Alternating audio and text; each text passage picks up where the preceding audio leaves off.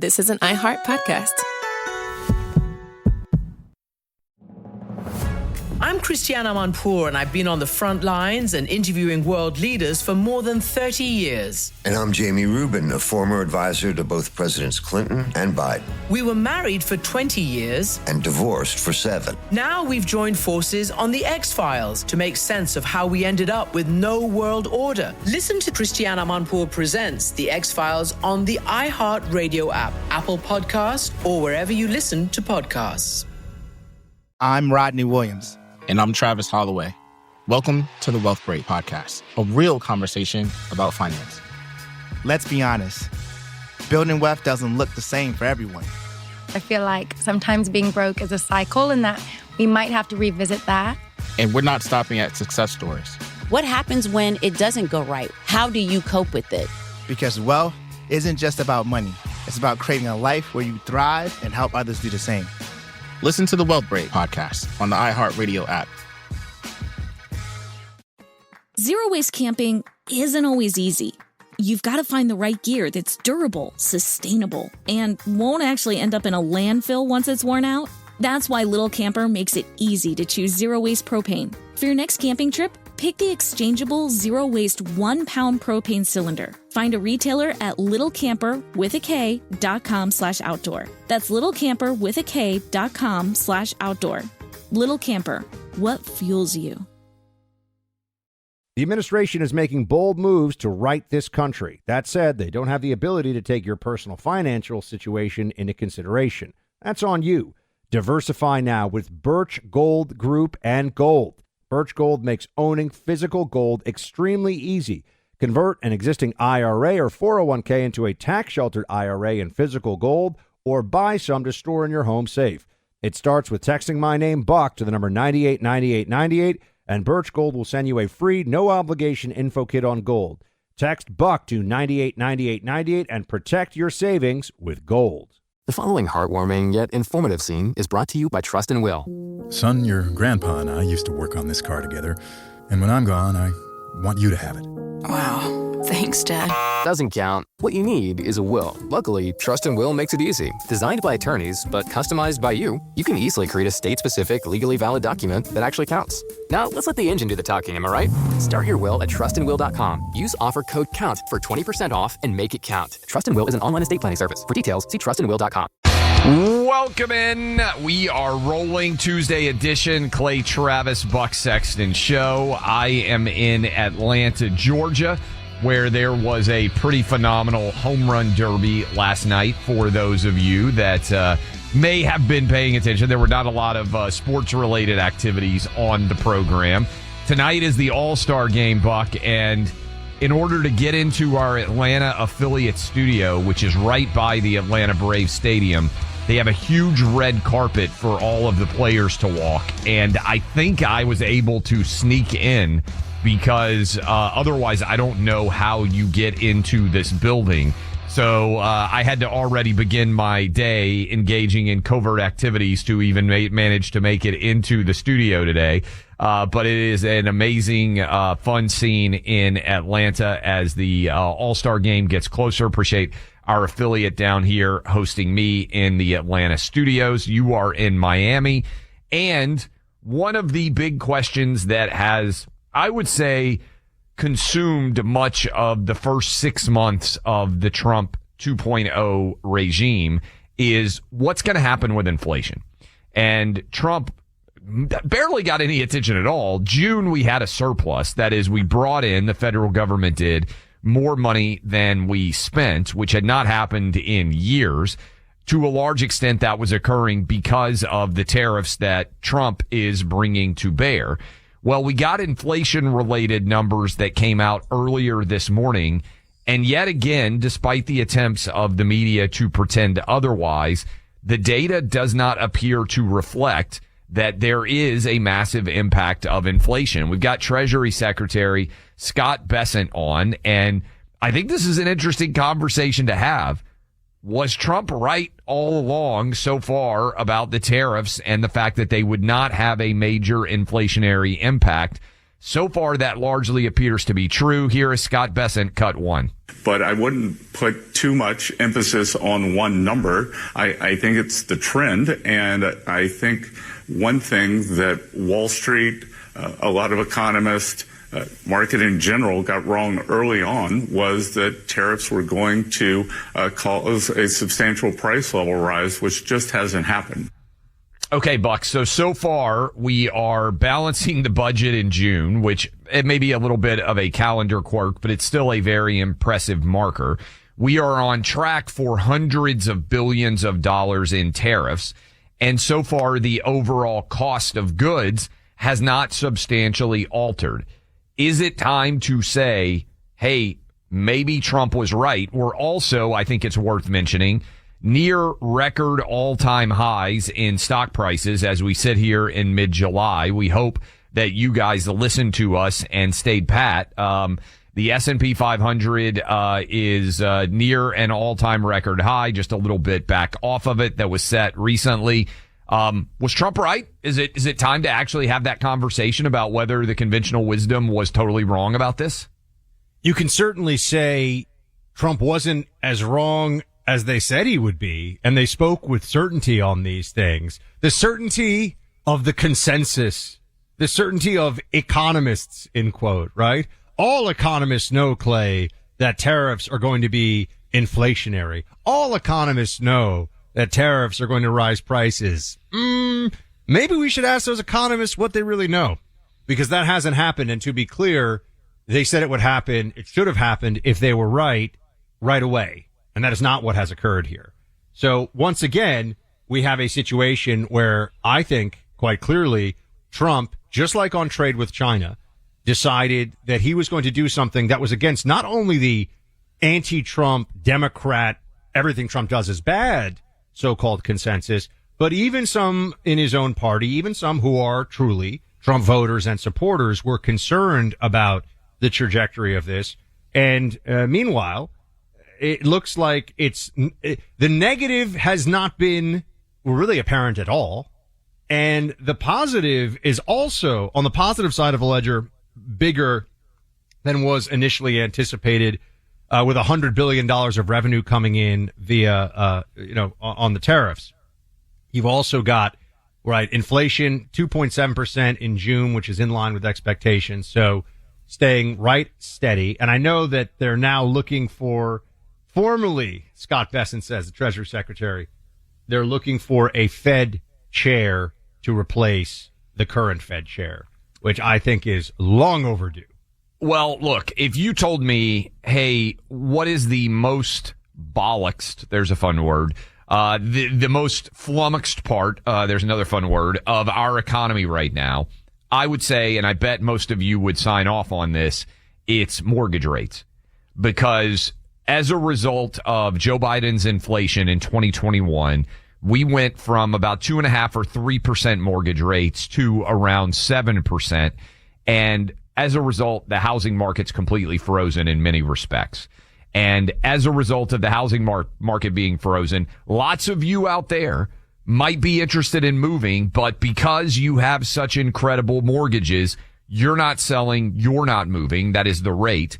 Many of you out there would be interested in buying, but the housing market is frozen. And at 7% on some of these mortgages, you're looking around and saying, I just want to rent. This is another part where Trump is 100% right.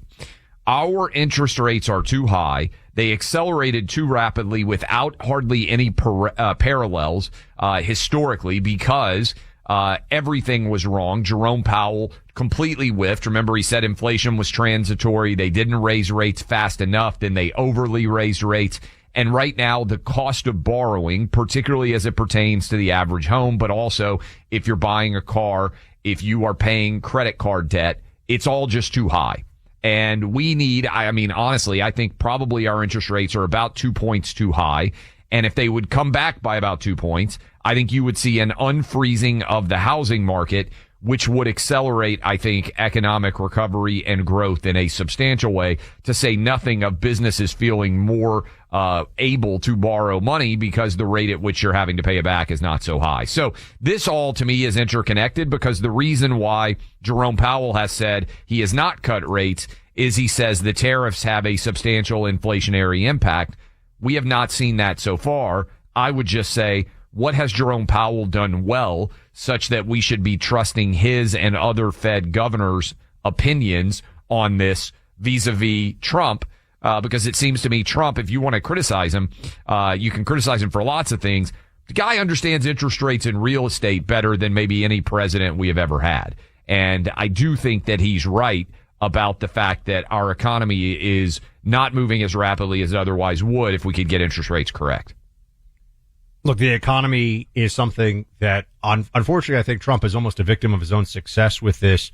There's an expectation based on the first time Trump was in office, when he was still learning a lot more on the job and figuring out who his team should be. There was an expectation, once again, Trump would have a strong economy because he understands business. He understands what will get things going for all of us, right? The Democrats always focus on making it seem like there's some class warfare agenda in the Trump economic push, but really and specifically in the Big Beautiful Bill, by the way, they look at what does this mean for the average American household's disposable income? What does this mean for small businesses that are still the economic engine of so much hiring and so much of GDP? So I think that this is so far so good with Trump. It's looking really, really strong.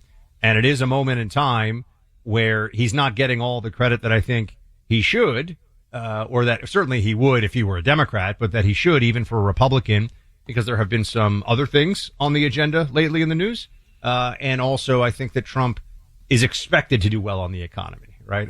The part of this that's, I think, a bit of a break, or a break from the consensus or the expectation is when he does the things that they say on his own side are going to backfire, and it actually looks like it's working.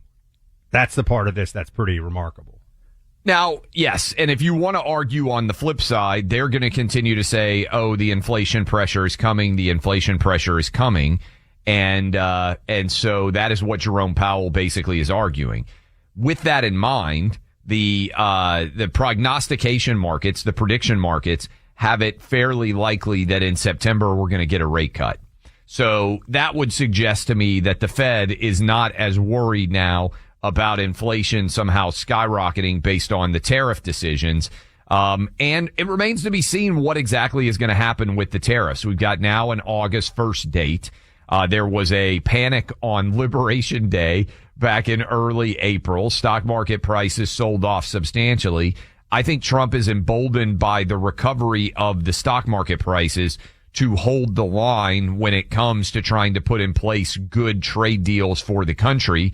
And I don't think he's pressured by the trajectory of the stock market like he might have been in April. Now, stock prices go up and down. They adjust constantly based on existing economic data. So there's still much to be seen. But I think it's very hard. We said before the election, Buck, this was a three-prong election. Economy, border, crime. Just focused on those three. Economy, stock prices all-time record high, inflation back down, your paychecks are growing faster than the average inflation rate is, which means you have more money in your pocket. That's a very good thing. Border, shut down, deportation process underway. We've never had a more secure border. And crime. I think this is one story that you and I and a lot of people in media have not focused on enough. And I don't want to jinx things because summer is typically when the overall rates of violent crime increase. Kids are out of school. People have more free time. People are out in the streets more. They stay out later because the sun's up longer. We are potentially heading in 2025 for the lowest national murder rate that we have seen in a generation.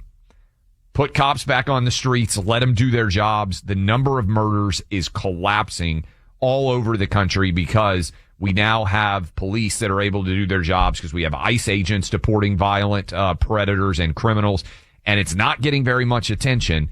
And I don't want to jinx it, but as we enter summer, we're staring down potentially a generational decline in violent crime in this country. Yes, it turns out enforcing the law creates more rule of law. And also on the deportation issue, You're starting to see the ramp up is real. This has been promised all along by the Trump administration.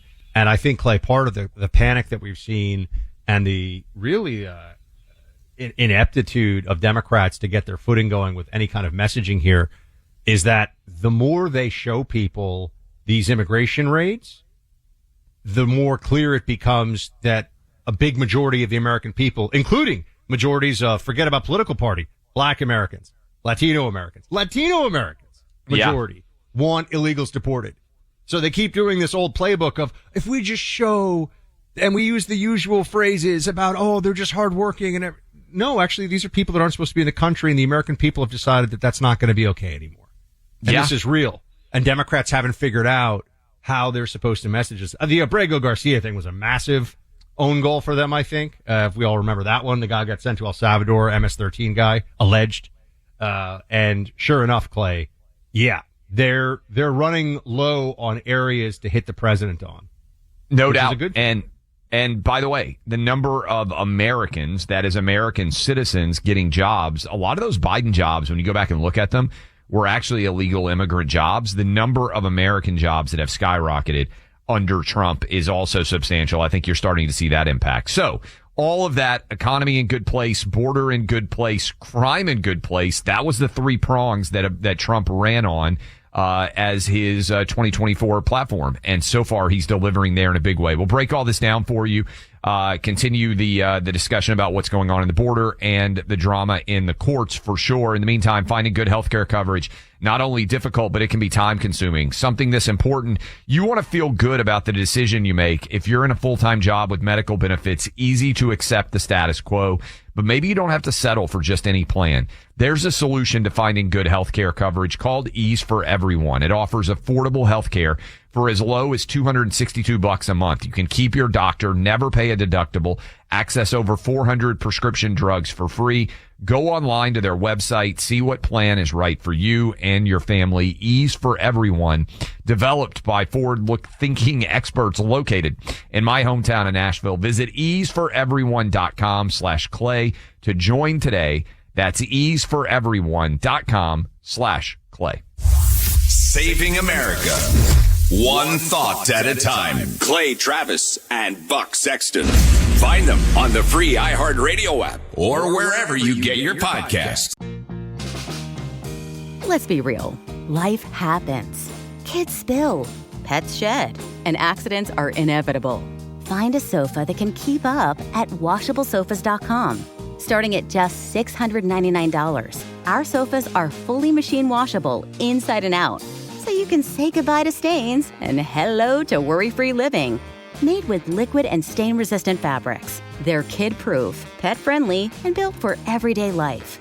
Plus, changeable fabric covers let you refresh your sofa whenever you want. Need flexibility? Our modular design lets you rearrange your sofa anytime to fit your space, whether it's a growing family room or a cozy apartment.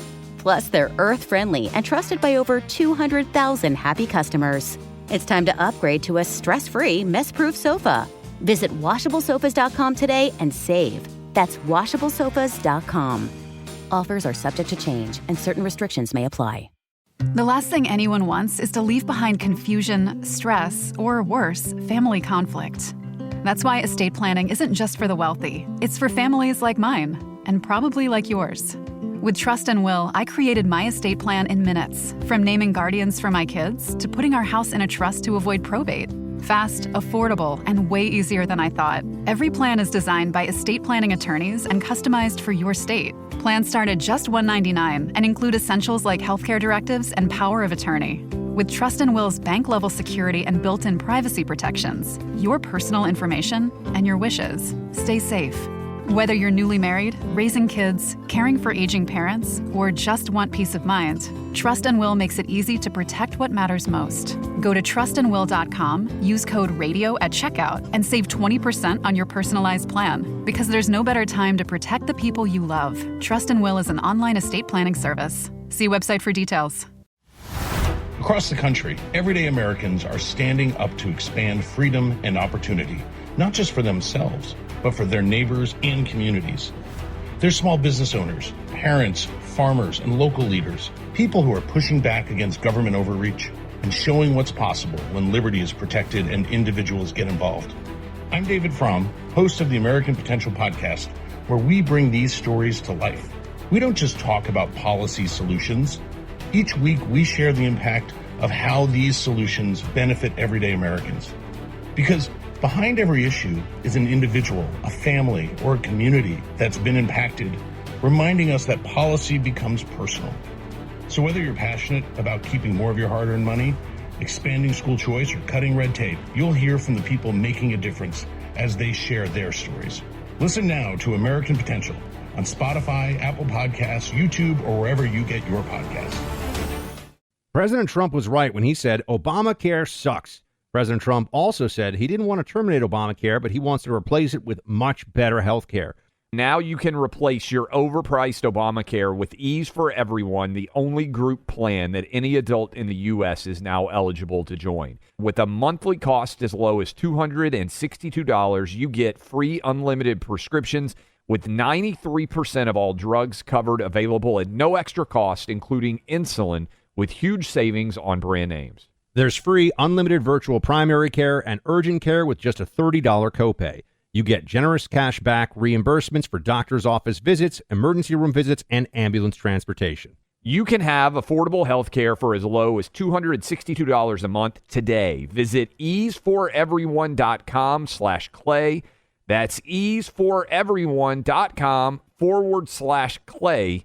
Paid for by Affordable Benefit Choices. I'm Christiane Amanpour, and I've been on the front lines and interviewing world leaders for more than 30 years. And I'm Jamie Rubin, a former advisor to both Presidents Clinton and Biden. We were married for 20 years. And divorced for 7. Now we've joined forces on the X-Files to make sense of how we ended up with no world order. Listen to Christiane Amanpour Presents The X-Files on the iHeart Radio app, Apple Podcast, or wherever you listen to podcasts.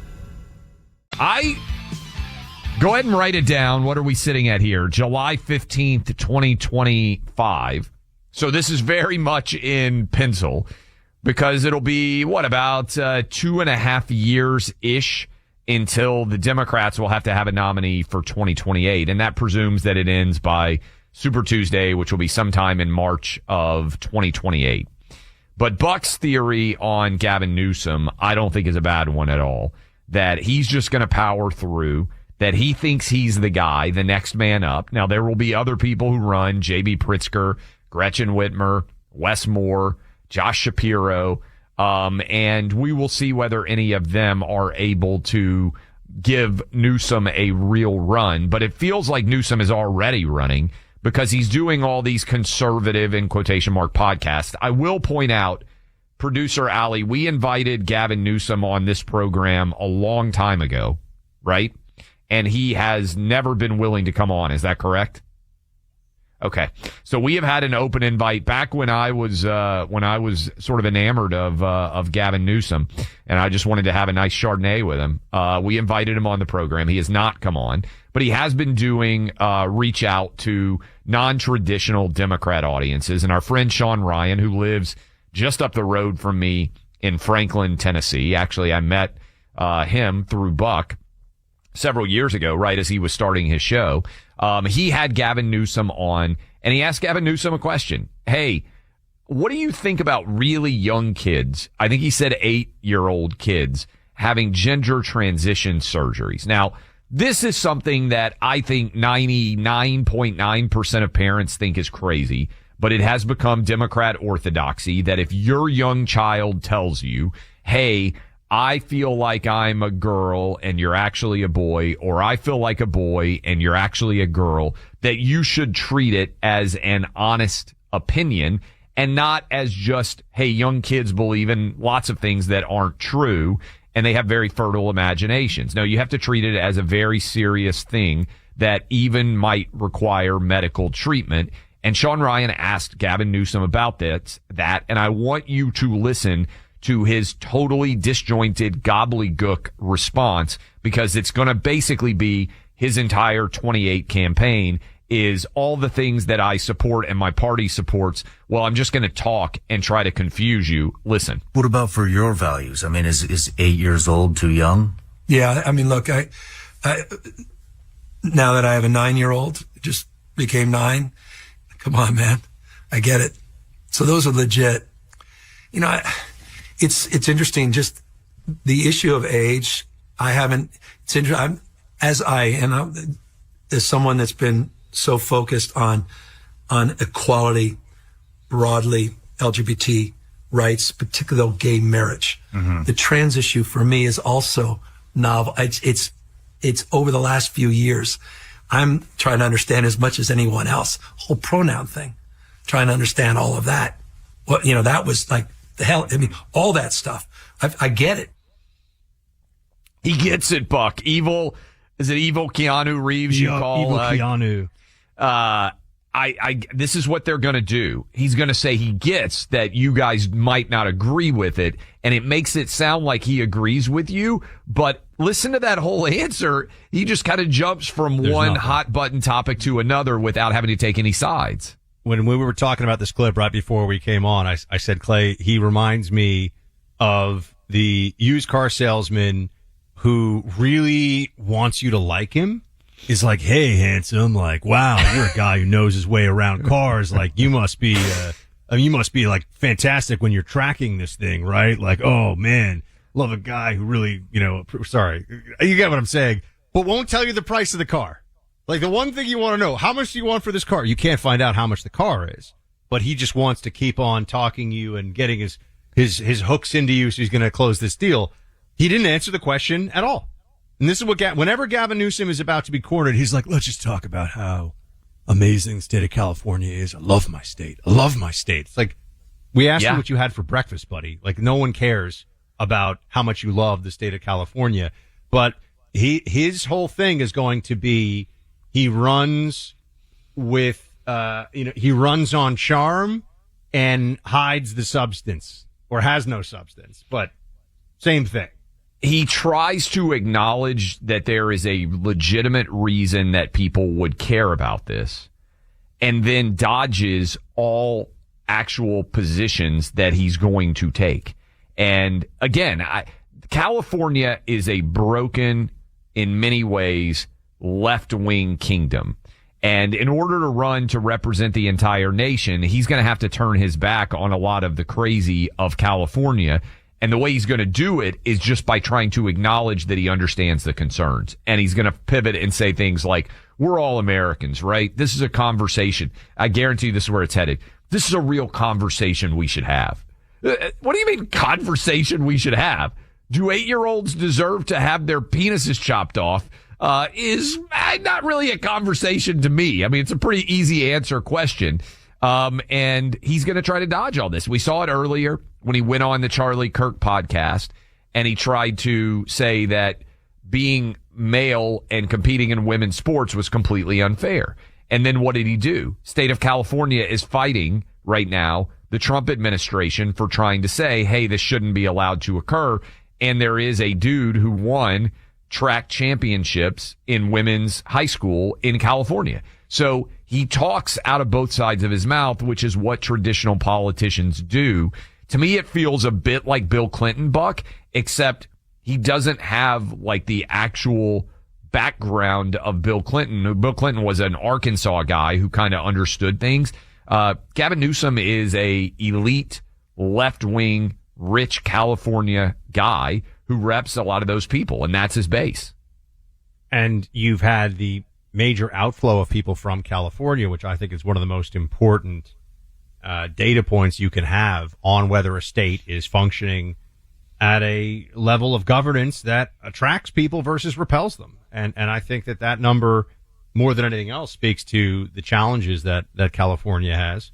And to me, again, it's like people could say, well, the communists, when they took over in the Soviet Union, they had a vast military apparatus and they had all this. Well, yeah, of course, because they took it all.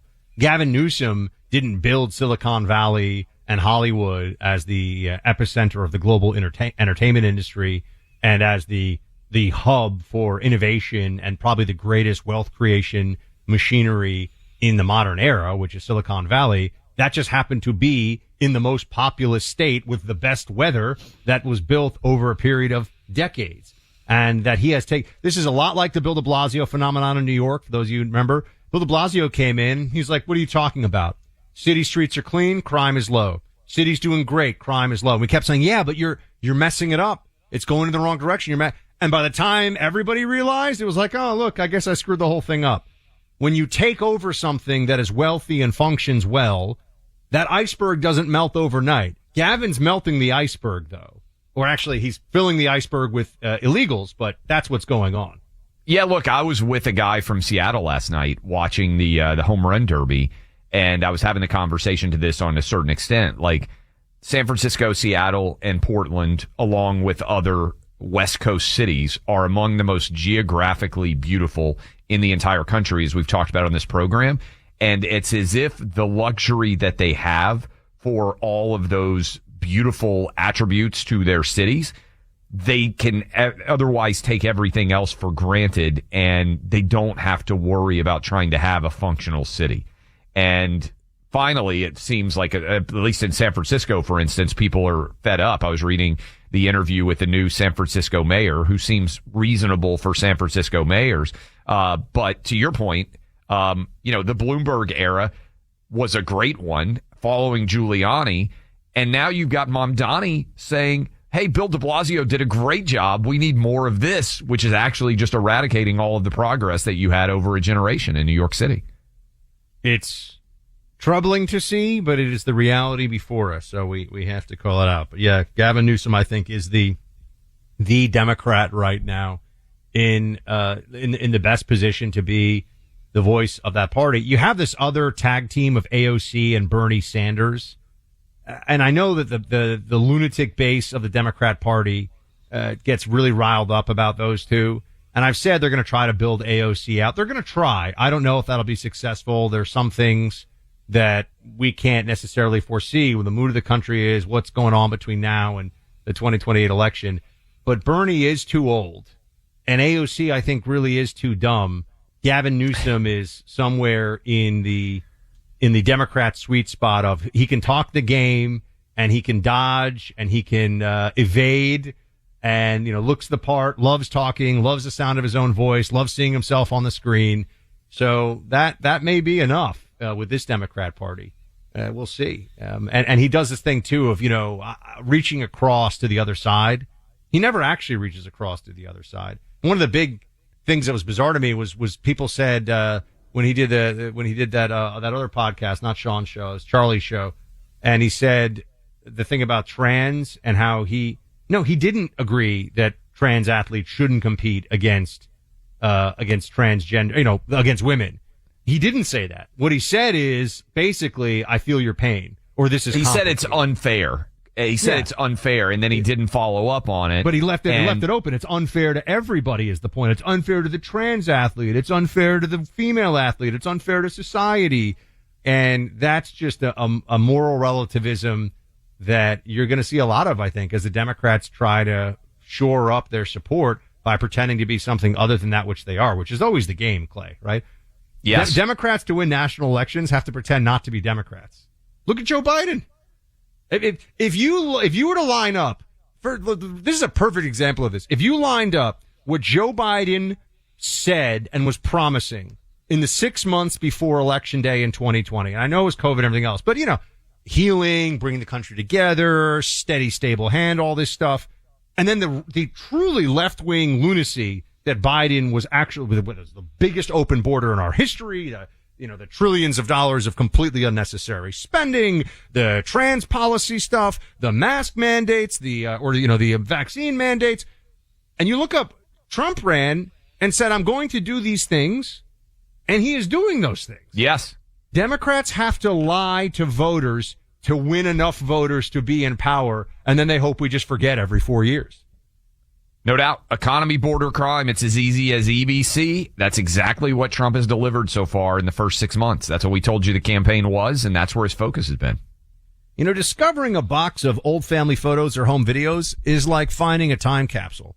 You want to immediately share it with your family, but they're spread out all over the country, right? Well, that's why you need to get everything digitized. The best company to do that is our sponsor, Legacy Box. Unlike other companies, they don't outsource your old media. They digitally transfer everything at their U.S.-based facilities in Chattanooga, Tennessee. So if you've got old videotapes, cassettes, film reels, and loose photos, preserve them digitally with Legacy Box. Easy to do.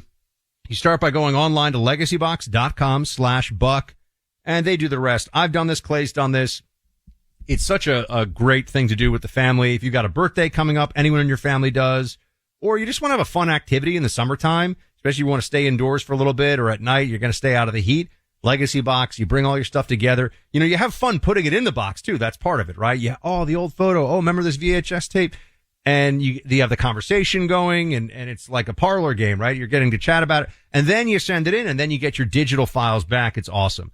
Legacy Box has done this for 1.5 million families. Visit legacybox.com/buck today. Unlock 50% off your order. That's legacybox.com/BUCK. Patriots, radio hosts, a couple of regular guys. Clay Travis and Buck Sexton. Find them on the free iHeartRadio app or wherever you get your podcasts. One thing, Clay, that I want to spend some time on in this hour is the Immigrations and Customs Enforcement situation. No surprise, I am sure, to any of you, but Alligator Alcatraz, as it has been named, not too far from where I am. I think it would probably be, I don't know, maybe a 2.5 hour drive from here. Based on our drive into the Everglades, it is a substantial effort and hard to get to. We had a very long, arduous drive out to the range, in fact, the Everglades. But it was a tough one. But yes, Alligator Alcatraz, not too far from where I currently am, getting a lot of news coverage from Democrats who are looking to find that thing. If you remember, Clay, under the first Trump administration, it was kids in cages. Remember that? That was the thing. And that was with AOC, dressed all in white, crying at the fence. We remember this. And then the Trump administration was like, all right, fine, we're going to do this, change the policy on the family separation issue. And the left saw, oh my gosh, we can emotionally charge this and get outcomes that we want. So that was a thing that was going on. But they haven't found that this time around. And as we see, they are demonizing immigrations and customs enforcement officers and on the side of the people that would like to dox them and threaten their families. Elected Democrats, because they want to make sure that everybody can know who these guys are. They're not so concerned with like any other aspect of law enforcement, it seems. Just this. They want to make sure, oh yes, that we know what they're, not if they've done misconduct. No, we just need to know who they are all the time. Very strange. Over on MSNBC, this is what they're talking about, Clay. This is cut 16. Rachel Maddow still does stuff over there. One day a week. Mondays only. Yes. Wow, that's such a nice sinecure she has over there. That's such a nice situation. It's like being a tenured professor and making $30 million a year to show up and teach your once a week class, a class that nobody should be paying attention to, a class that nobody should want to see, but nonetheless, they're paying her that. Here she is figuring out, she says, what to call these Trump holding facilities for illegals. Play 16. In terms of this facility, you use the term internment camp, and I saw your colleague Debbie Wasserman Schultz use that same phrase. Obviously, that's very evocative language with history in this country that is difficult for a lot of people. Talk about why you think that term is appropriate. I've been struggling with that myself just as a broadcaster in terms of how to talk about these things. I mean, in technical terms, if you've got a facility that's holding people indefinitely and there's no legal process to get in there and there's no legal process to get out, that is traditionally called a concentration camp or an internment camp. An internment camp or a concentration camp, Clay? Do you think that's going to fly? No. And look, I think the challenge they have is they're on the wrong side of this issue. And this is why I believe in the marketplace of ideas, because when Trump came down the escalator in 2015 and started arguing for many of the things he's doing now, most Americans disagreed with him. And partly that's a function of how his desires and his goals were covered by the media. I don't think there's any way to sugarcoat that. But over time, I believe Trump has convinced the vast majority of Americans that we can't have 20 million plus illegals. And the reason I use 20 million as the number is because that's the number Tom Homan told me a few months ago he believes are illegally in the country. Now, I would imagine that number is beginning to decline slowly. But what you're seeing is this is the root cause of a huge amount of the problems that we have in this country. Whether it's, and I know a lot of you have experienced this, the number of illegal immigrant children that are being educated in American schools, whether it is the number of illegal immigrant criminals who are committing violent acts in this country, whether it is the number of illegal immigrants who are taking jobs that otherwise Americans would not take. You know what I've started to see vanish, Buck, is the argument of, oh, these are jobs that Americans won't do. That is such an arrogant argument to me, because the entire basis of commerce is if you pay people enough to do a job, eventually they will do it. And what was it? The meat packing facility they got raided in Nebraska, if I'm not mistaken. They had to go back and rehire, and they were flooded with applicants who were interested in those jobs. And so I just look at it as, yes, it may be sometimes easier, and certainly it's cheaper to go with illegal immigrants as workers. But if you eliminate that opportunity and force business to have to pay American citizens to do the jobs, costs don't go up that much. And the end result is actually much more of a positive in this country. By the way, number one way, I know in New York City, Mamdani's game plan here he ran to a large extent on things cost too much, in particular rent. What would rent be in New York City if we eliminated 1 million some odd illegals from the rental markets? Basic economics would suggest that the cost of living for rent would go down for all American citizens in New York City, for instance. I'll tell you this, the hotels, this is a perfect microcosm to macrocosm, example of this.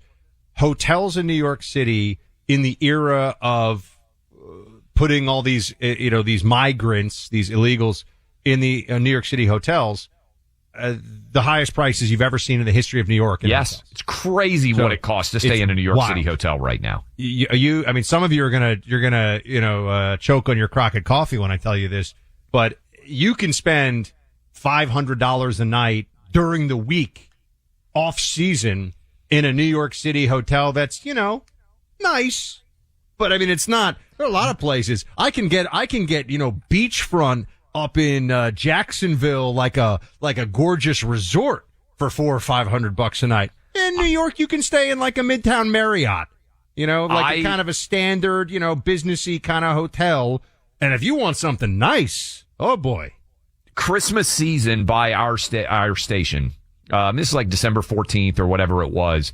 I stayed in a hotel room where, I'm not kidding, I could touch the walls from the bed that I was in, both sides. Right? I mean, they barely could fit a bed in this room. I believe, Producer Allie, it was the cheapest room that they could find in the vicinity of our hotel. Wasn't that room like $800, Allie?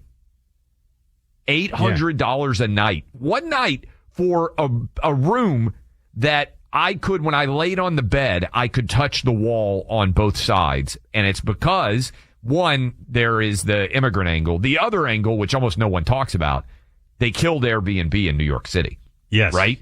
So they had a ton of people out there who were helping to pay their rents by renting out their places. And by the way, I think it should be legal. Oh, really? I'm pretty supportive of the Airbnb restrictions in New York City. Just because you are?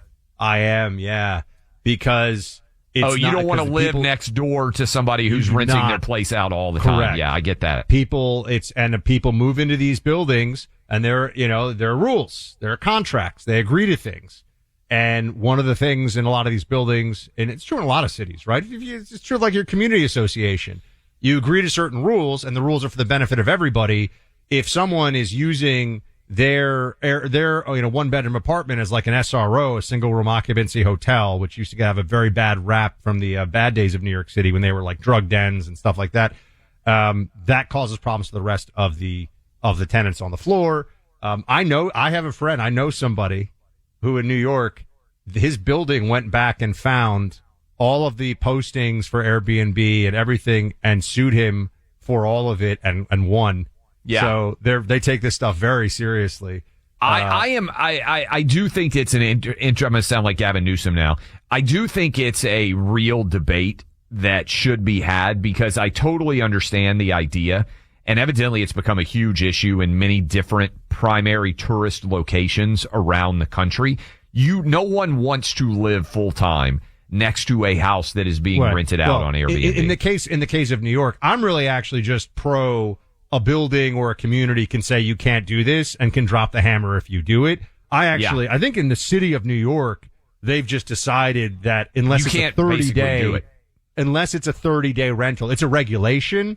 That I'm a little more aligned, I think, with how you see it too. But I absolutely believe if you move into a building and you sign things that say that this is your primary home and you're not renting it out, you can't rent it out because it's you've agreed to a contract on entry into that community. Look, Clay. Well, I'm now a homeowner for the first time, and some of you are gonna laugh. The stuff you got to dig. Some of you have lawns. I don't even know what that's like. The homeowners association, they lay down the law sometimes on little things. You'd be surprised. It is, yes, that in the homeowners associations in America, there's many people out there listening right now that are ready to pull their hair out over whatever disputes are going on there.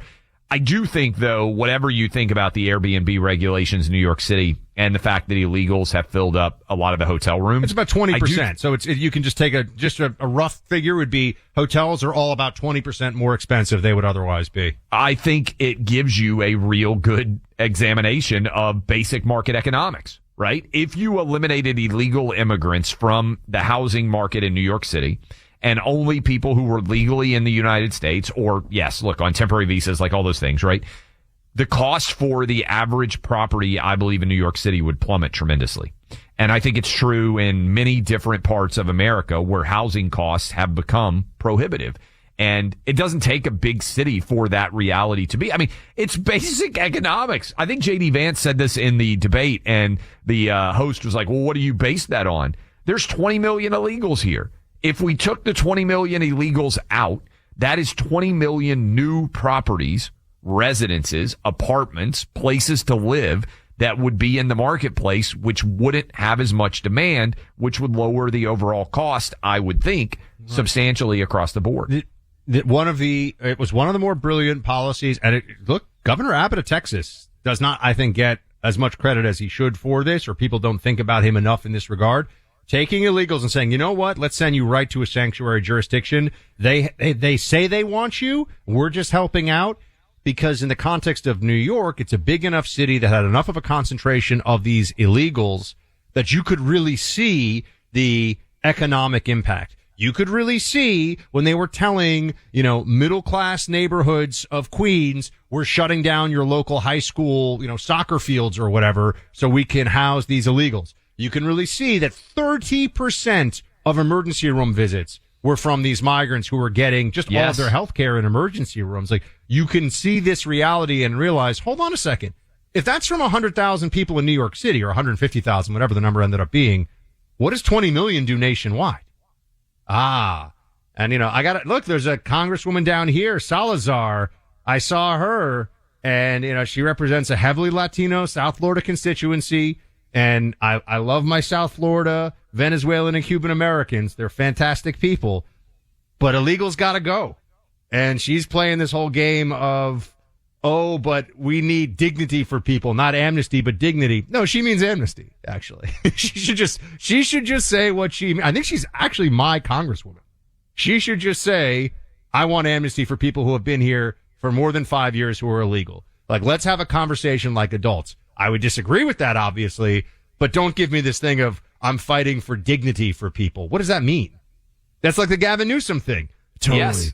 Clay, hold on a second, Clay. I hear exactly the perspective you're bringing to this critical It's like, what does that mean? It means nothing. Your 8-year-old, Gavin, do you think 8-year-olds should be able to have their genitals chopped off? I totally get the interest.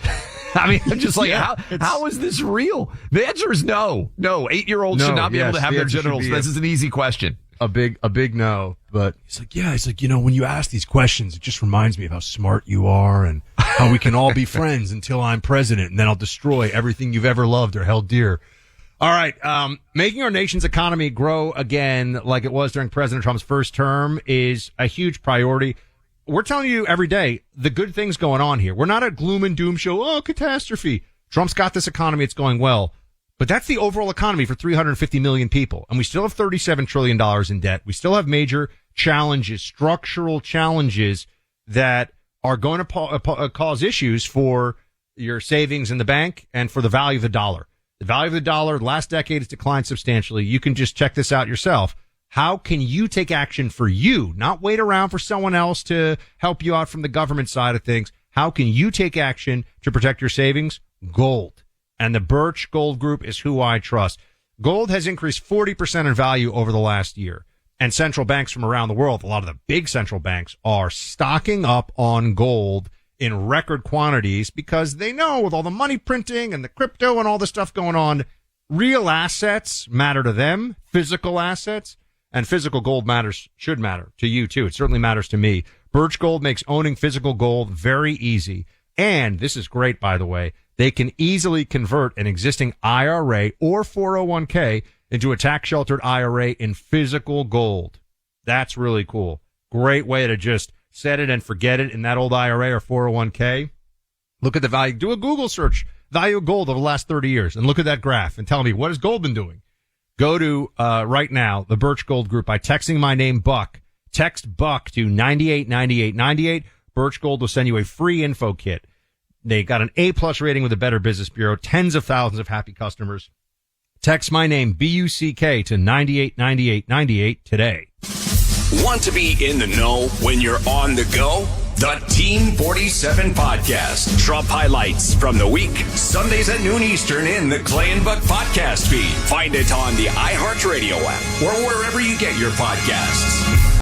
Time for a sofa upgrade? Visit WashableSofas.com and discover Anabay, where designer style meets budget-friendly prices, with sofas starting at $699. Anabay brings you the ultimate in furniture innovation with a modular design that allows you to rearrange your space effortlessly. Perfect for both small and large spaces, Anabay is the only machine-washable sofa inside and out. Say goodbye to stains and messes with liquid and stain-resistant fabrics that make cleaning easy. Liquid simply slides right off. Designed for custom comfort, our high-resilience foam lets you choose between a sink-in feel or a supportive memory foam blend. Plus, our pet-friendly, stain-resistant fabrics ensure your sofa stays beautiful for years. Don't compromise quality for price. Visit WashableSofas.com to upgrade your living space today with no-risk returns and a 30-day money-back guarantee. Get up to 60% off plus free shipping and free returns. Shop now at WashableSofas.com. Offers are subject to change and certain restrictions may apply. The last thing anyone wants is to leave behind confusion, stress, or worse, family conflict. That's why estate planning isn't just for the wealthy. It's for families like mine, and probably like yours. With Trust and Will, I created my estate plan in minutes, from naming guardians for my kids to putting our house in a trust to avoid probate. Fast, affordable, and way easier than I thought. Every plan is designed by estate planning attorneys and customized for your state. Plans start at just $199 and include essentials like healthcare directives and power of attorney. With Trust and Will's bank-level security and built-in privacy protections, your personal information and your wishes stay safe.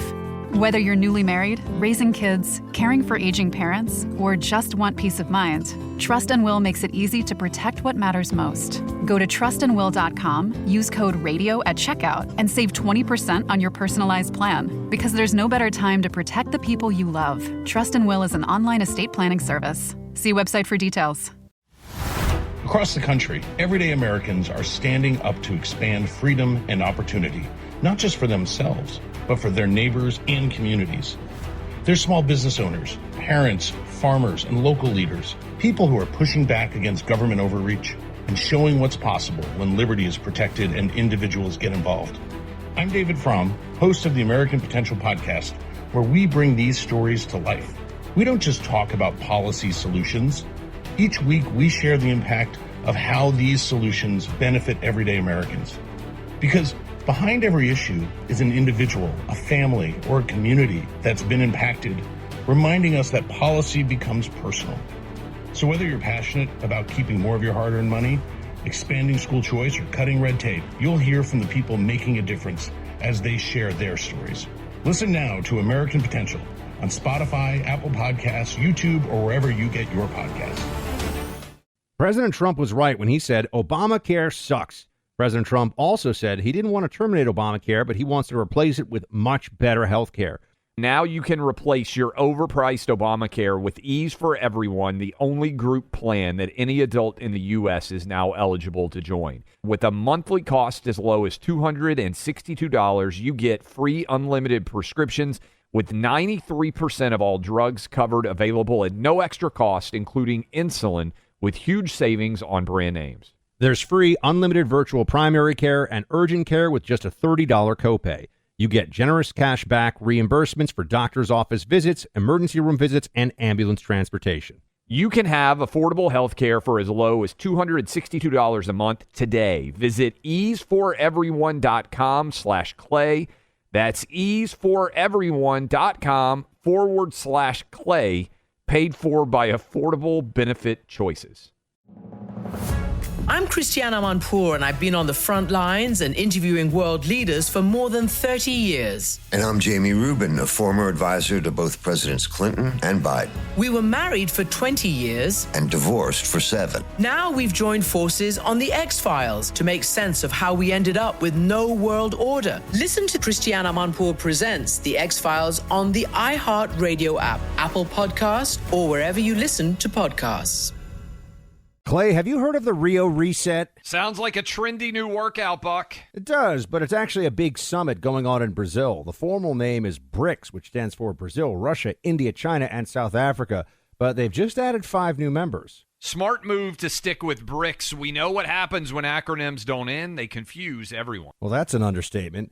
BRICS is a group of emerging economies hoping to increase their sway in the global financial order. Now that sounds like the plot line of a movie. I'm listening. Philip Patrick is our Bruce Wayne. He's a precious metal specialist and a spokesman for the Birch Gold Group. He's on the ground in Rio getting the whole lowdown on what's going on there. Can he give us some inside intel? Absolutely. He's been there since day one. In fact, a major theme at the summit is how BRICS nations aim to reduce reliance on the U.S. dollar in global trade. Yikes, that doesn't sound good. We got to get Philip on the line, stat. Already did, and he left the Clay and Buck audience this message. The world is moving on from the dollar. Quietly but steadily, these nations are making real progress towards reshaping global trade. And the US dollar is no longer the centerpiece. That shift doesn't happen overnight.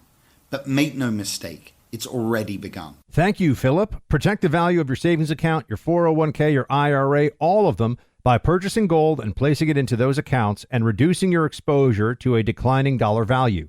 Text my name, Buck, to 989898. You get the free information you'll need to make the right decision. You can rely on Birch Gold Group, as I do, to give you the information you need to make an informed decision. One more time, text my name, Buck, to 989898. Welcome back in, Clay Travis, Buck Sexton Show. By the way, I want to say thank you to everybody who is subscribing to the YouTube channel. We talked about this, by the way, as a good way to help introduce your kids or grandkids if they're not in the car listening to the radio show, if they don't listen to radio very much anyway. Several thousand of you have already gone and subscribed. We will have some sort of signature event. I don't know what that means. When we hit 100,000, which is what I want us to hit, we are over 80,000. You can search us out on YouTube. And I think that you will find that you are able to share some of the clips that we have on this program with your kids, and they may pay more attention there. We get over 90,000, okay? Which would be another 10,000 where we are. We get over 90,000. I'll do the puppy and the baby on the video. All right. We'll do puppy and baby. Combo. 2 for 1. So if you're for the dog people, you'll get a cute little fluffy dog. And for the baby people, which is hopefully all of you, be a cute baby.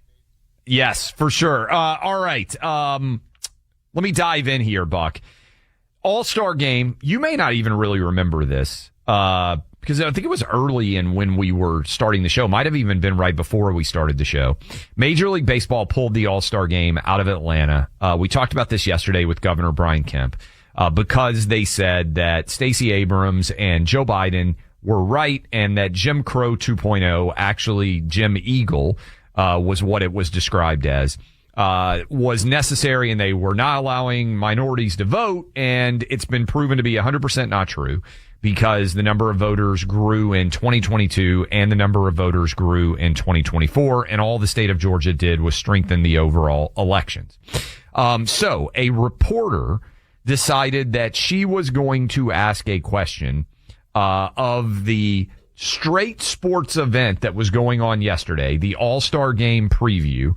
And this is absolutely bonkers, but I want to play this for all of you. This was a mask-wearing reporter to this day, far left-wing reporter covering sports, someone named Jen Ramos Eisen, writes for a website called Defector. And this person decided that they were going to take over an All-Star Game press conference with this question. Buck, get ready. There is a law on the books here in Atlanta that is a voter suppression law that Joe Biden has called Jim Crow of the 21st century. Dave, in 2021, in the MLB Network special, you said it's about being relentless with our voices and speaking up. And this is not an isolated moment, and it needs to be something talked about on an ongoing basis and being relentless with it. What happened to being relentless with our voices? And why are we in Atlanta when this law is still on the books? And it is a dangerous situation to be a journalist in Atlanta, because Atlanta has detained the most journalists by ICE. Respect and appreciate the way you feel about it. And I would assume that there was a reason or some conversation that was had by the MLB and the state that all parties thought that this would be a wonderful host city for the All-Star Game. And I think everybody is all very excited to be back in the beautiful city of Atlanta. All right, so that was Pat McAfee trying to answer the question. That was the host of the event. He works at ESPN. Can you believe that is an all-star press conference, Buck? All-star game for Major League Baseball. And this crazy left-winger says, how are we here when ICE is arresting journalists? And how in the world can you play a game here when basically this Jim Crow law, which has been proven to be a lie, it has not decreased voting. Actually, voting has increased substantially. I know I have blown your mind several times about sports media and how left-wing they are. Can you believe that was the second question at the Major League Baseball All-Star Game event yesterday? Okay. So I'm just confused a little bit. Where was this person? What publication was she from? Do we know? Something, yeah. Outkick has a story because they dove in to figure out, like, who is this person? That person is a writer for a website called Defector. She showed up, which I guess does some sports. I don't know how they got credentialed, candidly, but I guess they do some sport. And that person has wore a mask. So this is not, some people out there are saying, hey, and I'm one of them, Major League Baseball should have to issue a public apology to the state of Georgia, to the city of Atlanta, Braves fans, for pulling the game out under false pretenses, right? They were wrong, and they've never acknowledged it. But that's not this. This is, hey, this was the right decision. Why are you guys back here? And oh, by the way, how can you even come here when journalists are being arrested by ICE? Well, imagine if you banned Atlanta from holding sporting events and then open yourself up to the fact that Atlanta is as a city, I believe, is about 50% black. It's a majority black city, so you're actually harming black people here when you don't have big events in the city.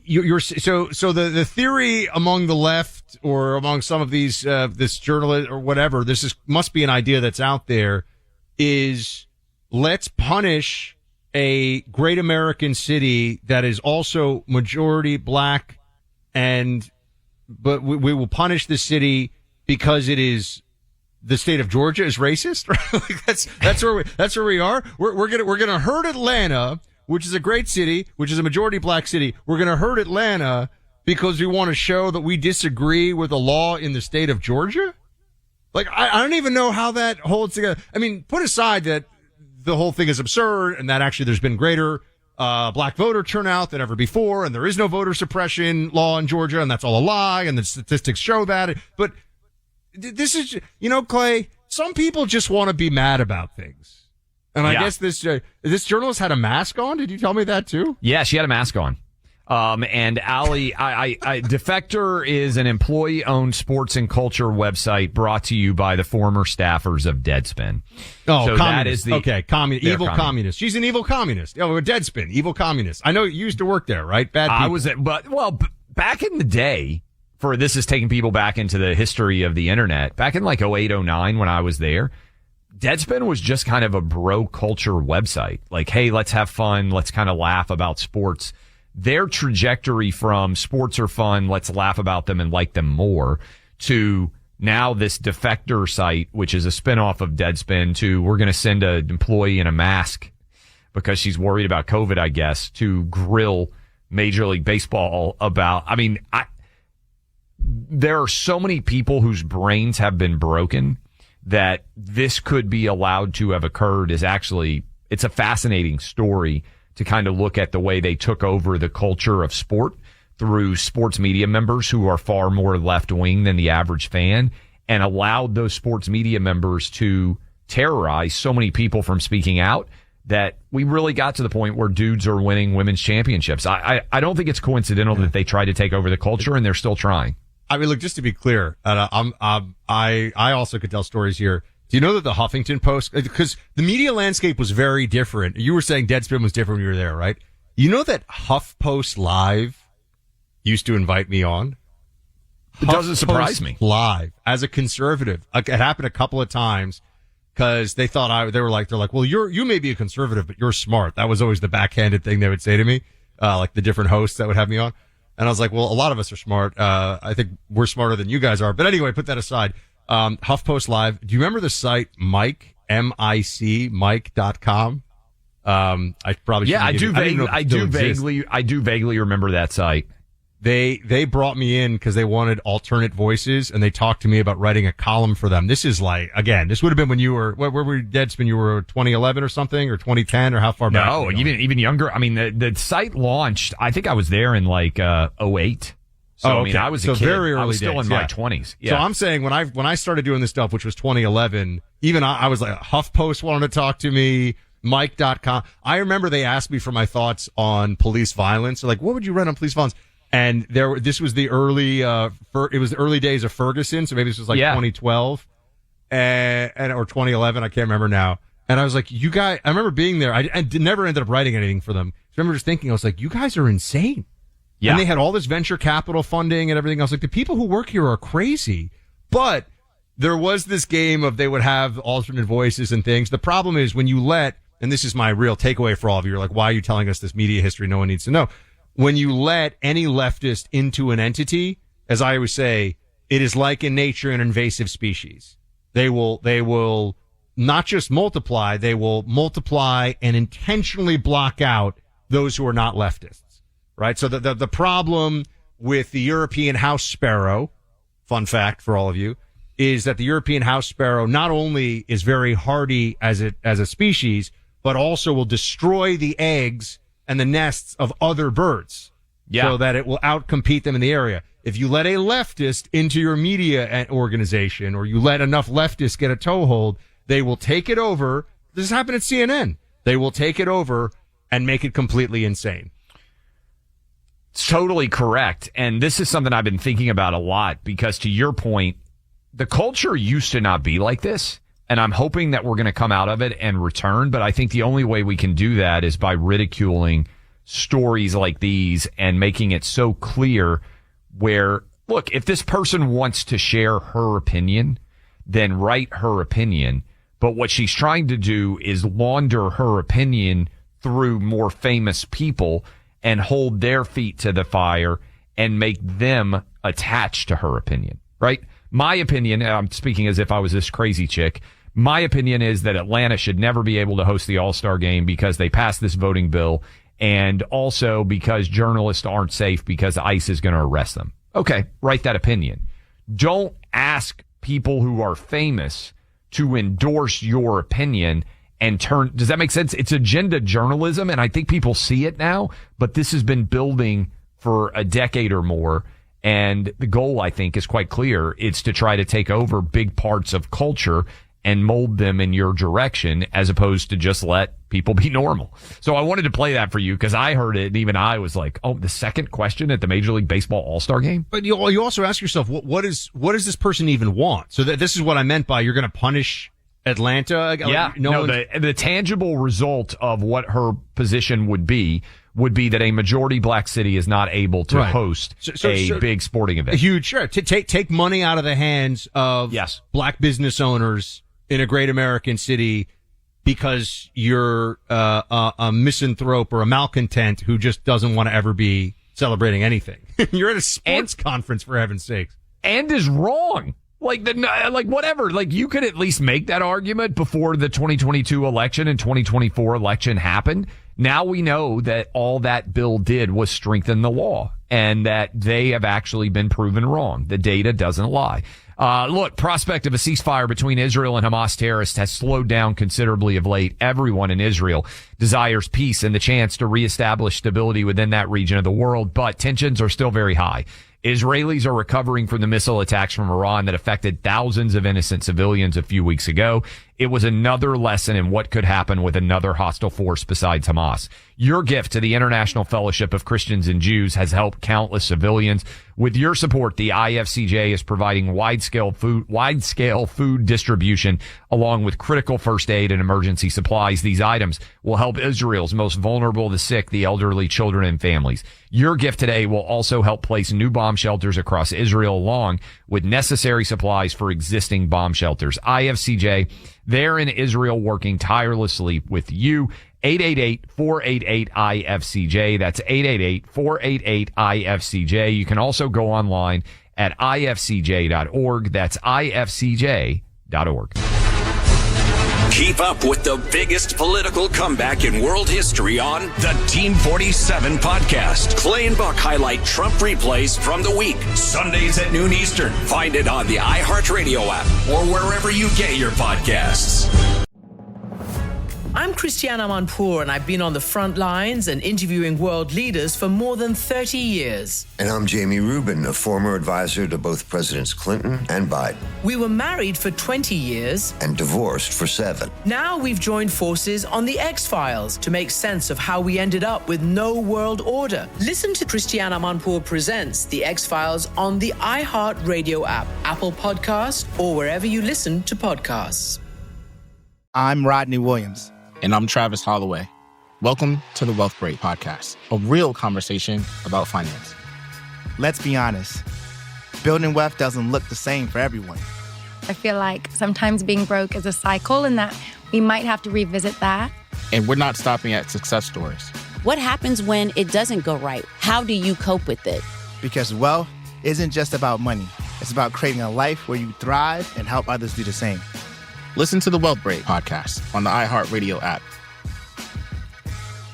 Oral health goes beyond just aesthetics. It's deeply connected to your general health and well-being. That's why preventing oral health problems before they start is so important. When you use the Colgate Total Active Prevention System, you're not just helping to prevent oral health problems like cavities and gingivitis. You're laying the groundwork for overall wellness. Colgate Total's 3-product routine includes a reformulated toothpaste, an innovative toothbrush, and a refreshing antibacterial mouthwash that all support a healthy mouth. In fact, the 3 products were designed to work together to be 15 times more effective at reducing bacteria buildup in 6 weeks, starting from week 1, compared to a non-antibacterial fluoride toothpaste and flat trim toothbrush.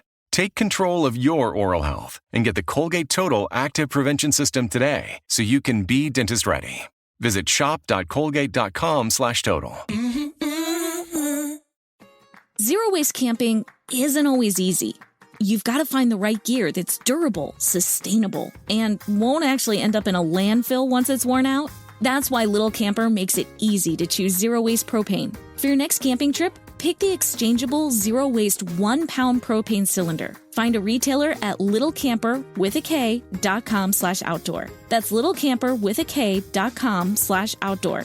Little Camper, what fuels you? The following heartwarming yet informative scene is brought to you by Trust and Will. Son, your grandpa and I used to work on this car together, and when I'm gone, I want you to have it. Wow. Thanks, Dad. Doesn't count. What you need is a will. Luckily, Trust and Will makes it easy. Designed by attorneys, but customized by you can easily create a state-specific, legally valid document that actually counts. Now, let's let the engine do the talking, am I right? Start your will at trustandwill.com. Use offer code COUNT for 20% off and make it count. Trust and Will is an online estate planning service. For details, see trustandwill.com. This is an iHeart podcast.